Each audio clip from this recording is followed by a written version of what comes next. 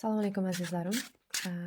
Sizlarni yana o'z kanalimda ko'rib turganimdan juda ham xursandman. Bugun sizlar bilan ko'pchilikni o'ylantiradigan, kechalari uyqu bermaydigan va juda bir nozik va o'sha sirli mavzu haqida gaplashamiz. Hozir ko'pchilikni ichida bitta savol tinmay aylanayotganini bilaman. Ya'ni buni kommentlardan lichkama keladigan savollardan bilaman. U qaytadimi, biz yana birga bo'lamizmi yoki koinot o'zi umuman taqdir men uchun uni qaytarib beradimi yoki undan ham go'zalrog'ini, yaxshisini tayyorlab qo'yganmi degan savol, ikkilanishlar bilan yuribdi. Ko'pincha insonlar o'sha eskirgan, energiyasi tugagan munosabatlarga yopishib olishadi. Negadir o'sha inson ketgan bo'lsa ham uni energiyasi, ya'ni sizni aurangizda yashashida davom qiladi. Uni energiyasi yashaydi. O'zi ketgan, lekin uni energiyasi sizni aurangizda yashaydi. Xuddi yo'llaringiz bog'lanib qolgandek, hayotingizga bir yangi insonlarni, yangi barakani kirita olmay qiynalib qolasizda. Demak, bugun biz shunchaki sizni o'sha inson bilan munosabatingizni ko'ribgina qolmay, sizni qalbingizni o'sha og'riqlardan ozod qiladigan va yo'llaringizni ochadigan maxsus ochirim va energetik tozalanish amaliyotlarini ham o'tkazamiz. Agarda siz hozir arosatda bo'lsangiz, demak bugun koinot sizni bejizga men bilan uchrashtirmadi. Keling, demak kartalar orqali haqiqatni ildiziga nazar solamiz. Demak, savol berishni boshlaymiz.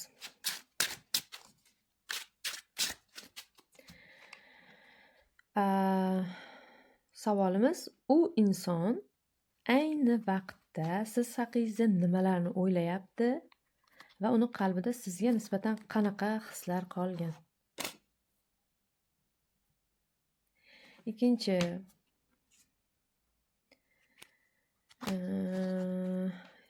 savol: uning hayotingizdan ketishi yoki o'zimizga munosabatlaringizni to'xtashini sababi aslida nima edi?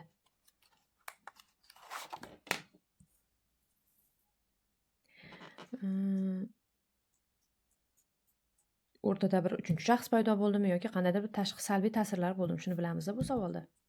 Hasadmi, issiq sovuqmi, xullas nima bo'lsa ham. Uchinchi.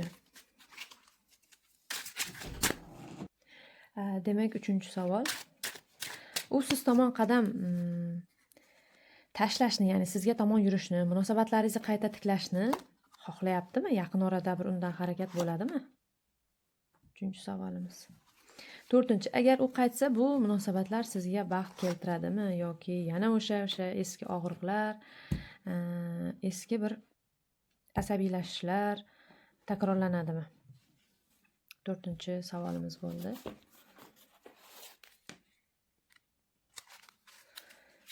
Oltita savol qilamiz. Beshinchi: agar u qaytmasa, taqdir siz uchun qanaqa yangi yoki yaxshiroq bir yuqori chastotali insonni yoki bir imkoniyatni tayyorlab qo'yganmi? Va oxirgi savol, oxirgi kartani olamiz oxiridan. Bu hozirgi turg'un holatingizdan va o'zi o'tmish bog'liqligidan qutulish uchun kartalar va o'zi umuman borliq nima sizga maslahat beradi?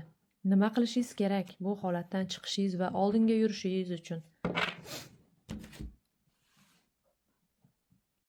Demak, kartalar sharhini boshlaymiz. Birinchi savol. 8 ta kosa kartasi tushibdi. Ya'ni birinchi savolimiz: u inson ayni damda siz haqingizda nimalarni o'ylayapti desak, 8 ta kosa kartasi tushdi. Demak, kosalar bu hissiyotga javob beradi. Bu inson hozir mana ko'rganingizdek ich-ichidan xafa, ketyapti, tushkunlikda, pushaymonlikda, juda ham qattiq tushkunlikda, pushaymonlikda. O'zi bu 8 ta kosa kartasi uni o'zini xohishi bilan yoki majburlikdan munosabatlarni tashlab ketayotganini ko'rsatadi. O'zini xohishi ham bor bu joyda va nimadir majbur qilyapti bunaqa ketishga-da. Tashlab ketishga majbur qilyapti. Lekin sizni ham sog'inayotganini bildiradi. U sizni to'liq unutmagan, emotsional, ya'ni hissiy bir bo'shliqda qolib ketgan, o'zini xuddi hamma narsadan qolib ketgan, quruq qolgandek his qilyapti. U sizni ko'p o'ylayapti tunlari, buni natijasida siqilyapti. Lekin sizni oldingizga hali bu hissiyoti bilan qadam tashlashga ham ikkilanyapti. O'zi asli munosabatingizni to'xtashini asl sababi nima edi? Yashirin nima sabablari bor edi desak, quyosh kartasi tushdi. Bu karta kutilmagan bir qiziqarli bir burilishni bildiradi. Quyosh kartasi bu yerda shuni ko'rsatadiki, munosabatlaringiz to'xtashiga sabab bu munosabatlarni juda ham tez va kuchli boshlanganini bildiradi. Aslida boshida juda tez, hissiy va tez munosabatga kirishgansizlar va kuchli alangalangan munosabat bo'lgan. Siz energiyangiz shu qadar yorqin, shu qadar kuchli va ustun bo'lganki, erkak kishi bu energiyani fonida o'zini juda ham yo'q bo'lib ketgandek, ya'ni zaifdek his qilgan bo'lishi ham mumkin. Ya'ni va buni natijasida g'ururi paymal bo'lishidan, g'ururi sinishidan qo'rqib orqaga chekingan bo'lishi mumkin. Yana bir yashirin sababi hamma narsa ochiq-oydin yuzaga chiqib qolgan deydi. Masalan, qandaydir bir gap so'zlar o'rtaga chiqqan, sirlar fosh bo'lgan yoki munosabatlaringizni yashiringan joylari yuzaga chiqib, ilojsiz endi buni davom qildira olmayman degan bo'lishi ham mumkin. Ya'ni kimdirlar boshqa ayol bilan munosabatini bilib qolgan bo'lishi mumkin va buning natijasida erkak уже endi buni orqaga qaytarish iloji yo'q degan pushaymonlikda qolib ketgan bo'lishi mumkin. Xullas, qanaqadir o'rtada sirlar fosh bo'lgan yoki pul bilan bog'liq oldi-berdida tushunmovchiliklar bo'lgan, pulingizni olib bermay, buni u o'rtada aynan shu munosabatingizni dars ketishiga sabab bo'lgan ham bo'lishi mumkin. Xullas, ko'ngil qolish bo'lgan. Uchinchi, u siz tomon qadam tashlashni xohlaydimi yaqin orada? Harakat bo'ladimi sizga tomon desak, 9 ta kosa kartasi tushdi. Mana qarasangiz, 9 ta piyola orqasida tizilib turibdi hammasi. Bu kosalar 9ligi bu savolimizga qadam tashlaydimi, xohlaydimi siz tomonga desak, ha deb javob berdi. U qaytishni va siz bilan o'sha oldingi yoqimli, shirin damlarni yana his qilishni juda ham xohlayapti, biroq 9 kosa bu biroz bir xudbin insonni kartasida. Qarasangiz, mana qo'llarini bir-biriga bog'lab, kekkayib o'tiribdi-da, o'ziga ishonchi baland va yana orqasiga tizib qo'yib o'tiribdi kosalarini. U munosabatlarni tiklashni o'zini shaxsiy bir ehtiyojlari va emotsional o'zini rohatlantirish uchun xohlaydi. Ya'ni u o'zini komfort zonasi, ya'ni tinchligi buzilishini istamayapti. Shuning uchun ham harakat qilishga biroz bir slabiylik, ya'ni sustkashlik qilyapti. Ya'ni yoki faqat o'ziga qulay vaqtda o'zini o'ylab qadam tashlashi mumkin deyapti bu savolga javobda 9 ta kosa. Va 4-chi karta va 4-chi savolimiz. Agar u qaytsa, munosabatlaringiz sizga baxt keltiradimi desak, sevishganlar kartasi tushdi. Bu juda ham o'ylantiradigan karta, bu sevgi kartasi, ya'ni tanlov kartasi. Agar u qaytsa, hayotingizga yana ham kuchli bir ehtiros, yana ham kuchli hissiyotlar bilan kirib keladi, lekin siz baribir tanlov qarshisida qolasiz. Doimiy ravishda tanlov qarshisida qolasiz. Munosabatlar bir xil, ya'ni barqaror bo'lishi qiyin, chunki doim u yoki men, o'tmish yoki kelajak degan tarozida turasiz. Bu qaytish, u qaytsa ham sizga vaqtinchalik baxt va vaqtinchalik hissiyot berishi mumkin. Ya'ni ichki to'liq barqaror xotirjamlik kafolatlanmaydi deyapti kartalarda. Ya'ni bu sevgi kartasi, bu kartalar bilan birgalikda, yonidagilar bilan birgalikda shunaqa sharhlanadi. Nomi bilan sevgi, lekin bu sevishganlar baxtli bo'lib ketadi degani emas, ochiqchasiga aytishim kerak. Ya'ni ichki xotirjamlik, barqaror munosabat, to'g'risi unchalik 100% emas, 50 ga 50. Ya'ni xotirjamligingiz kafolatlanmaydi, lekin juda ham kuchli hissiyot olib kelishi mumkin sizga-da. Ya'ni bu sevgi kartasi baribir ham hissiyotli karta, kuchli bir-biringizni istash, kuchli ehtiros, shunaqa tuyg'ular bilan yaqinlashasiz-u, lekin baribir tanlov yana o'zingizga qoladi. Shumi yoki boshqa, o'tmishimmi, kelajagimmi degan shunaqa tarozi o'zingizda qoladi. Ya'ni xotirjamlik kafolatlanmaydi. 5-chi. Agar u qaytmasa, taqdir siz uchun qanday bir sovg'a yoki yaxshiroq inson tayyorlab qo'ygan desak, Qilichlar qirolichasi kartasi tushdi mana. Qilichlar qirolichasi kartasi.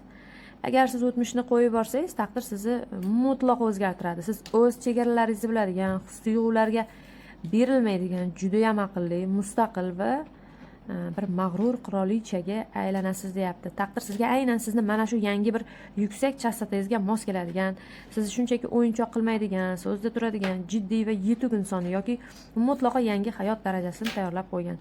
Siz energetik o'g'rilarga yem bo'lishini to'xtatasiz. Taqdirni sizga tuhfasi bor.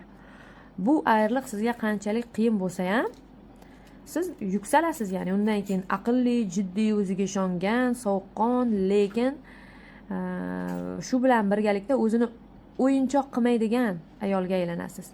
Va shunga yarasha sizni o'yinchoq qilmaydigan, so'zda turadigan inson kirib keladi va sizni energiyangizni o'g'irlab yeb tashlamasdan sizga energiya beruvchi inson kirib keladi, deyapti. O'zimman bu yo'llaringizni bu munosabatda, bu vaziyatda nima qilishingiz kerak? Yo'llaringizni ochishingiz uchun koinot sizga o'zi nima maslahat beradi desak, oliy ruhoniy kartasi tushdi. Bu karta sizni bu vaziyatga bir oliy qonuniyatlar, karma va ma'naviy o'zingizga bir dars sifatida qarashingizni maslahat beryapti. Ya'ni bu vaziyat oliy qonuniyatlar orqali hal bo'layotganini va karmik darslar olayotganingizni va ma'naviy ham dars olayotganingizni ifodalayapti. Demak, bu arosatdan chiqishingiz uchun o'zingizni qadriyatlaringizni, bir oilaviy va ma'naviy normalaringizni birinchi o'ringa qo'yishingiz kerakligini sizga karta maslahat beryapti. Hissiyotlaringizga qul bo'lishni to'xtating. Ruhan o'zingizni yuksaltirishga diqqat e'tiboringizni qarating va qanchalik yuksak ruhda, qanchalik yuksak energiyada bo'lsangiz, demak atrofingiz ham shunga yarasha o'zgaradi. Ko'rib turganingizdek, bu kartalarda, bu ochirimda koinot sizga aytayaptiki, 8 kosa ham bor-ku bu joyda. Kelajakdagi mag'rur va kuchli ayol qiyofangizni ham ko'rsatib turibdi. Lekin bu arosatdan chiqish o'sha eskirgan energetik bog'lanishlarni butunlay kesib tashlash va taqdiringizdagi eng oliy baxt eshiklarini ochish faqat va faqat o'zingizning qo'lingizda ekanligini sizga bildiryapti.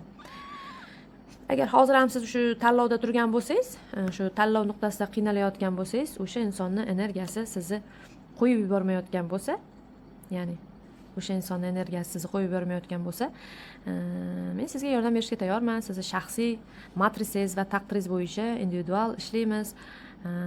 O'tmishingizni zanjirlarini kesishi, kelajak yo'llaringizni ochadigan maxsus energetik va psixologik amaliyotlarni va xizmatlarini sizga taklif qilaman. Lichkamda yozishingiz mumkin. Demak, azizlarim, bugungi ochirimimiz shundan iborat edi. Endi sizga va'da qilgan o'sha texnikani video ostida qoldiraman. Bemalol o'zingiz tinch joyda bajarasiz. Hammangiz uchun rahmat. Fikrlaringizni kommentda kutaman.